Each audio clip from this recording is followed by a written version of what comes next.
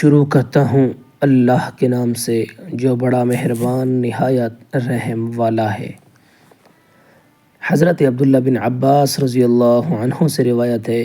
کہ رسول اللہ صلی اللہ علیہ وسلم نے فرمایا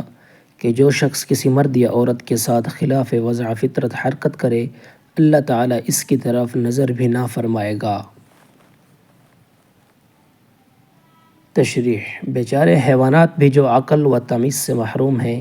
وہ بھی شہوت کا تقاضا خلاف فطرت طریقے سے پورا نہیں کرتے، بس جو انسان ایسا کرتے ہیں وہ حیوانوں سے بھی بدتر اور ثم رددناہ اسفل سافلین کے مصداق ہیں۔ یہ بات قیامت اور آخرت ہی میں معلوم ہوگی کہ اللہ کی نظر کرم سے محروم ہو جانا کتنی بڑی بدبختی ہے۔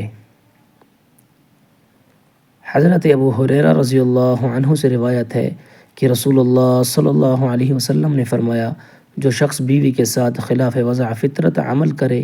وہ ملعون ہے۔ حضرت ابو سعید خدری رضی اللہ عنہ سے روایت ہے کہ رسول اللہ صلی اللہ علیہ وسلم نے فرمایا کہ قیامت کے دن اللہ کے ہاں وہ آدمی بدترین درجہ میں ہوگا جو بیوی سے ہم بستری کے بعد اس کا راز فاش کرے۔ حضرت ابو ہریرہ رضی اللہ عنہ سے روایت ہے کہ رسول اللہ صلی اللہ علیہ وسلم نے فرمایا کہ اس ولیمہ کا کھانا برا کھانا ہے جس میں صرف امیروں کو بلایا جائے اور حاجت مندوں غریبوں کو چھوڑ دیا جائے، اور جس نے دعوت کو بلا وجہ شرعی قبول نہ کیا تو اس نے اللہ اور اس کے رسول کے حکم کے خلاف کیا۔ تشریح: حدیث کے پہلے جز کا مقصد و مدعا یہ ہے کہ جب کوئی ولیمہ کرے تو غریبوں حاجت مندوں کو نظر انداز نہ کرے، ان کو ضرور دعوت دے۔ جس ولیمے میں ان کو نہ بلایا جائے صرف امیروں اور بڑے لوگوں کو مدعو کیا جائے، اس کا کھانا اس لائق نہیں ہے کہ کھایا جائے۔ ظاہر ہے کہ ولیمے کے علاوہ دوسری قسم کی دعوتوں کا